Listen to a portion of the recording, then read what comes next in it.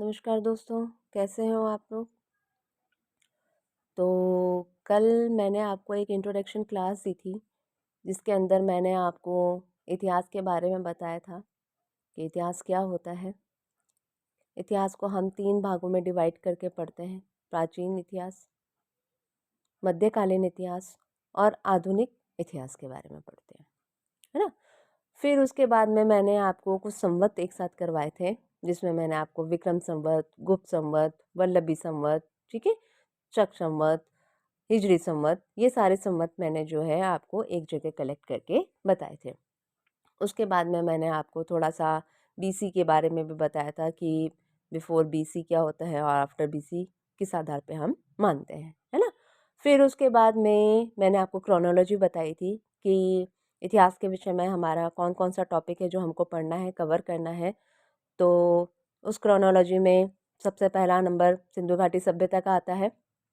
तो आज हम जो टॉपिक कंप्लीट करेंगे उसमें मैं आपको सिंधु घाटी सभ्यता के बारे में बताऊंगी कि सिंधु घाटी सभ्यता क्या है, ठीक है? इसकी खोज किसने करी, ठीक है? और इसको सिंधु घाटी सभ्यता क्यों बोला जाता है, ठीक है? और इसके कुछ नवीनतम स्थल जो है हमको मिले हैं, कुछ प्राचीन स्थल मिले हैं, ठीक है? तो इनके स्थलों के बारे में चर्चा करेंगे। सिंधु घाटी सभ्यता की विशेषता के बारे में चर्चा करेंगे कि सिंधु घाटी सभ्यता नगरीय सभ्यता थी, है ना? कृषि कैसा था, वहाँ की अर्थव्यवस्था कैसी थी, व्यापार वाणिज्य कैसा था, ठीक है? और उस समय सामाजिक स्थिति कैसी थी, राजनीतिक स्थिति कैसी थी, इन सब के बारे में हम चर्चा करेंगे। तो सबसे पहले सिंधु घाटी सभ्यता की हम बात करें तो विश्व की सबसे प्राचीन सभ्यताओं में से एक सभ्यता है आपकी सिंधु घाटी सभ्यता, ठीक है? सबसे पहले जो है इस पर प्रकाश डाला था, चार्ल्स मैसन ने इस पर सबसे पहले प्रकाश डाला था सिंधु घाटी सभ्यता पे। उसके बाद जो है अलेक्जेंडर कनिंघम है, उन्होंने इसका सर्वे किया, उसका भी प्रकाश डाला। और उसके बाद में जो है अगर आपसे पूछा जाए कि सबसे पहले श्रेय खोज का किसको जाता है, तो सबसे पहला श्रेय जो है दयाराम साहनी को खोज का जाता है। इन्होंने हड़प्पा स्थल की जो खोज की थी उसको जाता है, ठीक है? तो इसमें आपका क्वेश्चन बन सकता है कि सबसे पहले जो है सर्वप्रथम प्रकाश किसने डाला, तो चार्ल्स मैसन ने डाला, ठीक है? और जो उत्खनन के लिए जो प्रेरित किया था जॉन मार्शल की खोजकर्ता माना जाता है और उसको सबसे पहले उत्खनन के लिए प्रेरित किया था, तो सर जॉन मार्शल का नाम इसमें आएगा, ठीक है? तो उसमें फिर अब हम आपको पढ़ाते हैं सबसे पहले सिंधु घाटी सभ्यता के बारे में, ठीक है? सिंधु घाटी सभ्यता की खोज किसने की? दयाराम साहनी ने की थी। सबसे पहले जो ये स्थली खोजा गया था दयाराम साहनी द्वारा 1921 में खोजा गया था। कहाँ पे है? यह रावी नदी के तट पर हड़प्पा नामक स्थान पर है, जो पाकिस्तान के प्रांत में मोंटगोमरी जो जिला है वहाँ पे आता है। ठीक है, मैंने आपको बताया था जॉन शॉर को महत्व जाता है इसका, क्योंकि जॉन शॉर ने ही इनको भेजा था खोज के लिए। तो जॉन शॉर भारतीय पुरातत्व विभाग के प्रमुख थे, जिन्होंने उत्खनन का कार्य करवाया था। इन्होंने ही जॉन शॉर ने ही मोहनजोदड़ो में भी जो है खोज के लिए भेजा था राखलदास बनर्जी को, और जॉन शॉर ने ही दयाराम साहनी को भेजा था खोज के लिए, ठीक है? सबसे पहले प्रकाश किसने डाला, तो 1826 में चार्ल्स मैसन ने प्रकाश डाला। फिर कनिंगम ने भी इसके लिए बात करी थी। और कराची में रेलवे लाइन बिछ रही थी, तो वहाँ पे जॉन बर्टन और विलियम बर्टन ने अनजाने में जो वहाँ पे नीचे पुरातत्व ईंटें मिली थी उससे जो है कुछ उत्खनन का कार्य करना शुरू कर दिया था। बाद में वो पता चला कि वो कितनी कीमती हो सकती हैं, ठीक है? फिर उसके बाद में दूसरा श्रेय जो जाता है 1922 में मोहनजोदड़ो जो है सिंध प्रांत में है, पाकिस्तान के लड़काना जिले में जो पड़ता है। मोहनजोदड़ो की खोज जो है राखलदास बनर्जी ने की थी, ठीक है? और मोहनजोदड़ो का वास्तविक अर्थ क्या है? मृतकों का टीला है इसका वास्तविक अर्थ। ठीक है? और इसमें जो है अब मैं आपको बता चुकी हूँ कि 1921 में जॉन मार्शल ने दयाराम साहनी को भेजा था, और जॉन मार्शल ने ही जो है राखलदास बनर्जी को भी जो है उत्खनन के लिए भेजा था, ठीक है? फिर उसके बाद में आएगा आपका एक पिग्गट इतिहासकार है, उन्होंने बताया है कि हड़प्पा और मोहनजोदड़ो जो है सिंधु घाटी सभ्यता की जुड़वा राजधानी है, ठीक है? तो आपसे पूछा जा सकता है कि कौन सी दो सभ्यताओं को जुड़वा राजधानी कहा है? तो एक क्वेश्चन आपका ऐसा बन सकता है हड़प्पा और मोहनजोदड़ो को। दूसरा क्वेश्चन आपका बन सकता है कि किस इतिहासकार द्वारा ये कोटेशन कहा गया है? तो पिग्गट महोदय द्वारा ये कोटेशन कहा गया है, ठीक है? अब हम सिंधु घाटी सभ्यता के विस्तार के बारे में पढ़ेंगे कि ये विश्व की सबसे बड़ी सभ्यता है, ठीक है? लगभग 13 लाख वर्ग किलोमीटर क्षेत्र में ये फैली हुई सभ्यता है। कौन कौन से देश को छूती है? तो भारत, पाकिस्तान, अफगानिस्तान में फैली हुई है। आकार कैसा है, तो इसका आकार त्रिभुजाकार आकार है। ठीक है, और कैसी सभ्यता थी, कांस्य युगीन सभ्यता थी। ठीक है, तो हम इसको देखेंगे तो इसमें सबसे ऊपर जो है मांडा कश्मीर में है, चिनाब नदी पे है। ठीक है, साउथ की बात करेंगे तो देमाबाद महाराष्ट्र में आ जाएगा आपका। ठीक है, फिर उसके बाद में हम बात करेंगे आलमगीर यूपी में है, हिंडन नदी पे है। ठीक है, और वेस्ट में बात करेंगे तो सुत का गैंडोर आ जाएगा आपका बलूचिस्तान में। ठीक है, और पश्चिम उत्तर भारत की बात करेंगे तो इसमें आ जाएगा मुंडी गार के अफगानिस्तान, वहाँ पे ये सभ्यता सिंधु घाटी सभ्यता का विस्तार माना जाता है। ठीक है, तो मांडा हो जाएगा जम्मू कश्मीर, भगवत राव गुजरात में, देमाबाद महाराष्ट्र में, आलमगीर जो पूर्व में हो जाएगा, लोथल गुजरात में, सुटकोटड़ा पश्चिम में, शोरतुगे अफगानिस्तान में कुछ महत्वपूर्ण स्थलों के नाम है। ठीक है, तो कैसी सभ्यता है, विश्व की सबसे बड़ी सभ्यता है, किस टाइप की है, कांस्य युगीन सभ्यता है और त्रिभुजाकार सभ्यता है, ये मैंने आपको बता दिया पहले। ठीक है, तो अभी तक हमने पढ़ा है सिंधु घाटी सभ्यता की खोज किसने की। ठीक है, श्रेय किसको जाता है, सबसे पहले प्रकाश में कौन लेकर आया, फिर जॉन मार्शल आ जाएंगे आपके, फिर मैंने आपको हड़प्पा सभ्यता की खोजकर्ता के बारे में बताया, मोहनजोदड़ो बताया, और नॉर्थ साउथ ईस्ट और वेस्ट के भी आपके सभ्यताओं के स्थलों के नाम मैंने आपको बताए। ठीक है, अब हम पढ़ेंगे इसकी विशेषता कि सिंधु घाटी सभ्यता की विशेषता क्या थी। ठीक है, सिंधु घाटी सभ्यता की विशेषता की बात करें तो सबसे पहले हम ये पढ़ेंगे कि जो सिंधु घाटी सभ्यता है दूसरी सभ्यता की तुलना में अधिक रूप से फैली हुई है। ठीक है, ये कांस्य संस्कृति सभ्यता थी क्योंकि इसमें कांस्य का प्रयोग ज़्यादा हुआ है, और अब तक इसके 1000 से भी ज़्यादा जगहों पे जो है हमको अवशेष मिले हैं। ठीक है, आज़ादी के बाद की बात करें तो पहले तो भाई सारे जो है वो पाकिस्तान वाले प्रांत में चले गए, पर आज़ादी की बात करें तो गुजरात में सबसे अधिक स्थल प्रकाश में आए हैं। ये एक नगरीय व्यवस्था थी क्योंकि इसमें नगरों का विकास था, इसमें कृषि और व्यापार का विकास भी हुआ था। ठीक है, किस टाइप के व्यापार होते थे, घरेलू और विदेशी दोनों प्रकार के व्यापार हुआ करते थे।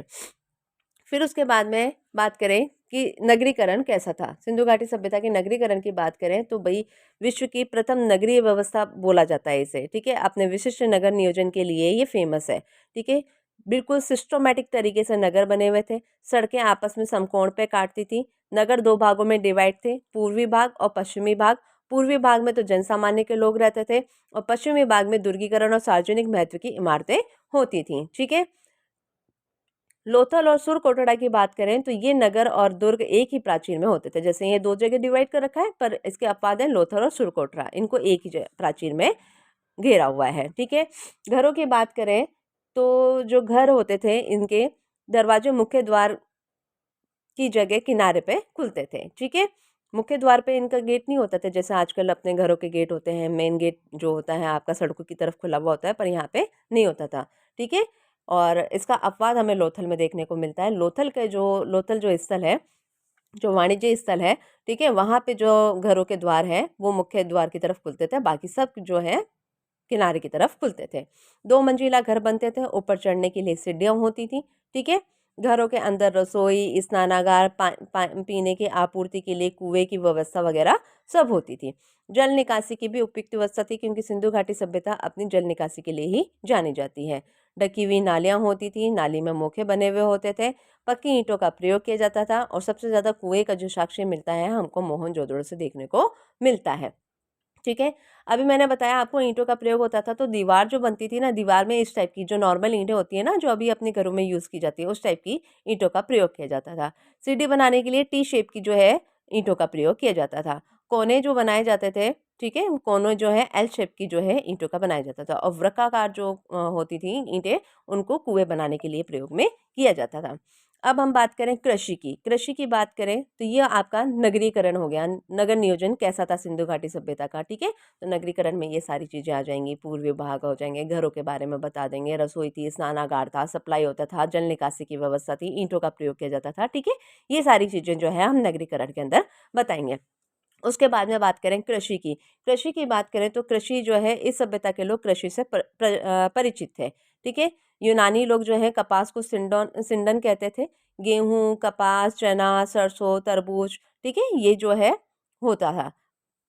ठीक है, और चावल के जो साक्ष्य हमको यहाँ पे देखने को नहीं मिलते हैं, केवल गुजरात में ही देखने को मिलते हैं। गुजरात की बात करें तो लोथल में तो हमको चावल के साक्ष्य मिलते हैं, और रंगपुर जो है हनुमानगढ़ के पास में, वहाँ पे हमको चावल की भूसी देखने को मिलती है। ठीक है, तो चावल के ज़्यादातर साक्ष्य नहीं मिलते, तो इससे हम आइडिया लगा सकते हैं कि चावल और बाजरे से ये ज़्यादा परिचित नहीं थे।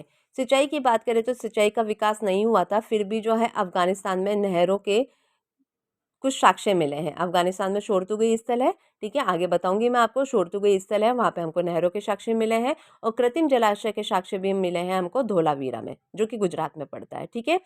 अब जो एग्रीकल्चर था, एग्रीकल्चर में कैसी स्थिति थी, सरप्लस था, घाटी की स्थिति थी, कैसी थी, तो एग्रीकल्चर में सरप्लस प्लस की स्थिति थी, ठीक है, क्योंकि मैंने आपको बताया कि नगरीकरण था। नगरीकरण तभी होता है जब आपका एग्रीकल्चर अच्छा होता है, सरप्लस की स्थिति में होता है, तभी धीरे धीरे उद्योगों का विकास होता है और शहरों का डेवलपमेंट होता है, ठीक है। तो अधिशेष उत्पादन शहरों में भेजा जाता था। पशुपालन भी उनकी सहायक व्यवसाय था। गाय, बैल, बकरी, कुत्ते वगैरह कुछ देखने को मिलते हैं। घोड़े के साक्ष्य ज़्यादा देखने को नहीं मिलते हैं, पर सुरकोटरा में हमें घोड़े की अस्थियां देखने को मिलती हैं। और बोला जाता है कि कैसा परिवार था, मात्र सत्तात्मक परिवार था सिंधु घाटी सभ्यता का, क्योंकि लड़ाई झगड़े कम होते थे। लड़ाई झगड़े कम होंगे तभी तो कृषि अच्छे से लोग कर पाएंगे। सरप्लस की स्थिति भी का रीजन भी यही है कि यहाँ पे युद्ध वगैरह की स्थिति जो है कम देखने को मिलती है, ठीक है। और वो क्यों मिलती है, क्योंकि कैसा परिवार था, मात्र सत्तात्मक परिवार था, माता की ज्यादा सुनी जाती थी। फिर उसके बाद में बात करें व्यापार और वाणिज्य की बात करें तो व्यापार वाणिज्य अच्छी स्थिति में था। ईंट बनाने का उद्योग होता था, बर्तन भी बनाए जाते थे, चाक पे मिट्टी के बर्तन बनते थे, बर्तनों पे चित्रकारी भी की जाती थी। धातु उद्योग भी था, जैसे सोना, चांदी, तांबा, कांसा, धातु का ज्ञान था और इनके आभूषण भी बनाए जाते थे। मन के बनाने का भी कारखाने हमें देखने को मिलते हैं। कहाँ पे मिलते हैं? चंदहुदड़ो और लोथल से देखने को मिलते हैं। आपसे क्वेश्चन पूछ सकता है कि चंदहुदड़ो के कारखाने को बनाने का, सॉरी, मन के बनाने का कारखाना का साक्ष्य हमें कहाँ कहाँ मिलता है? तो चंदहुदड़ो और लोथल से मिलता है। व्यापार पूछा जाए तो व्यापार कैसा था? घरेलू व्यापार भी होता था और विदेशी व्यापार भी होता था, ठीक है। घरेलू व्यापार की बात करें तो घरेलू व्यापार मतलब अपने अपने भारत के अंदर ही जो व्यापार होता था, और भारत के बाहर भी व्यापार होता था, जैसे मध्य एशिया में ईरान, इराक, मेसोपोटामिया, मिस्र की सभ्यताओं के साथ भी व्यापार होता था, ठीक है। इसके साक्ष्य हमें कहाँ से मिलता है? तो सारगोन अभिलेख है, उसमें सिंधु घाटी सभ्यता को मेलुआ कहा गया है। मेलुआ मतलब क्या होता है? नाविकों का देश, ठीक है। और होजा पक्षी के लिए प्रसिद्ध बताया गया है। होजा पक्षी मतलब मोर, ठीक है। और व्यापार कहाँ से होता था? दिलमुन, बहरीन और मकन, ओमान से जो है व्यापार किया जाता था, ठीक है। और भी क्या पता चलता है कि व्यापार होता था? क्योंकि लोथल से हमें फारस की मोहर मिली है और मोहनजोदड़ो से मेसोपोटामिया की बेलनाकार मोहर मिली है, जिससे हमें पता चलता है कि हमारा व्यापार जो है विदेशों तक था। उसके बाद बात करें हम सिंधु घाटी सभ्यता में मुद्रा प्रणाली का विकास नहीं हुआ था, ठीक है। वस्तु विनिमय से ही व्यापार हुआ करता था, ठीक है। कॉपर की सप्लाई जो होती थी वो होती थी खेतड़ी से। चांदी का जो सामान आता था अफगानिस्तान से, सोना कर्नाटक से आता था। मुद्रा व्यवस्था का प्रचलन नहीं था। हम किससे व्यापार करते थे? वस्तु विनिमय से व्यापार करते थे, और लोहे से अभी तक हम परिचित नहीं हुए थे। उसके बाद में उसके बाद में हम बात करें तो मोहरों की बात करें, मूर्तियाँ और मोहरों की बात करें तो मोहरें काफ़ी प्रचलित थी उस समय, ठीक है। सिंधु घाटी सभ्यता में व्यापार के दौरान माल की गुणवत्ता, मोहरें क्या काम करती थी?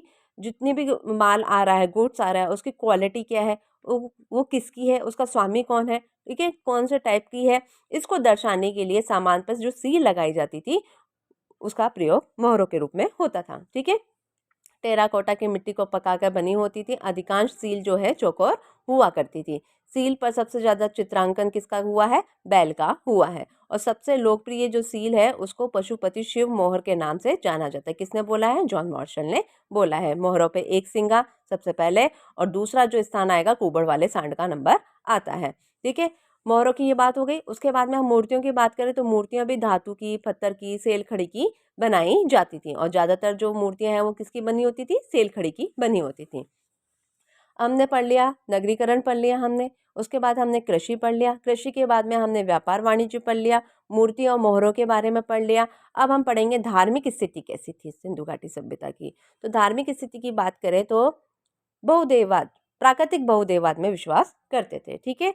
प्रकृति को देवता मानते थे, पेड़ पौधों को जो है देवता मान के पूजा की जाती थी। मूर्ति पूजा करते थे। मूर्तियों में मातृ देवी की मूर्तियां हमें ज्यादा देखने को मिलती हैं, ठीक है। लिंग और योनि की पूजा का भी प्रचलन था। मूर्ति पूजा होती थी पर मंदिर नहीं है, मंदिर के साक्ष्य हमें यहाँ पे देखने को नहीं मिले। यज्ञ अनुष्ठान वगैरह भी होते थे। यज्ञ अनुष्ठान की बात करें तो कालीबंगा से हवन कुंड के साक्ष्य मिले हैं, जिससे पता चलता है कि यहाँ पे क्या होते थे, यज्ञ होते थे। योग की परंपरा थी, ठीक है। बलि प्रथा का भी प्रचलन था। बलि प्रथा क्यों? क्योंकि जादू टोने टोटके अंधविश्वास वगैरह काफ़ी फैला हुआ था इस समय। ताबीज भी मिले हुए हैं हमें यहाँ पे, अंधविश्वासी लोग थे, ठीक है। उसके बाद में यहाँ पे हमें स्वास्तिक भी मिला है, जिससे पता चलता है कि ये धार्मिक लोग थे। पशु पक्षी और वृक्षों की पूजा की जाती थी। मैंने आपको पहले ही बताया, प्राकृतिक बहुदेववाद में विश्वास करते थे, ठीक है। बारिश नहीं हो रही तो नदी की पूजा कर रहे हैं, इंद्र भगवान की पूजा कर रहे हैं, ठीक है। पुनर्जन्म में विश्वास करते थे, ठीक है। कुछ जगहों पे मृतकों के पास में आवश्यकता की वस्तु भी दफनाई जाती थी, ठीक है। तो ये पुनर्जन्म में विश्वास भी करते थे। अब उसके बाद में बात करें राजनीतिक स्थिति। राजनीतिक स्थिति कैसी थी? जानकारी का अभाव है। सिंधु घाटी सभ्यता में राजनीतिक स्थिति कैसी थी, इसके बारे में बताना मुश्किल है, क्योंकि इस तरह के साक्ष्य हमको नहीं मिले हैं कि यहाँ पे हम बता सकें कि किसका शासन था, राजा क्या होता था, कैसे होता था, क्या करता था, ठीक है। इसकी जानकारी हमें नहीं मिलती है।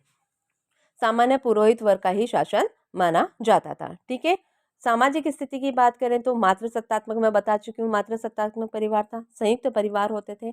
4 भागों में डिवाइड किया हुआ है। पुरोहित वर्ग, व्यापारी, किसान और श्रमिक, ठीक है। तो समाज को हमने 4 भागों में डिवाइड किया। पुरोहित वर्ग, व्यापारी, किसान और श्रमिक वर्ग होता था। बड़ी मात्रा में मातृ देवी की मूर्तियां प्राप्त हुई हैं, ठीक है। शांति प्रिय लोग थे, क्योंकि अत्यंत कम मात्रा में हमें हथियार देखने को मिलते हैं।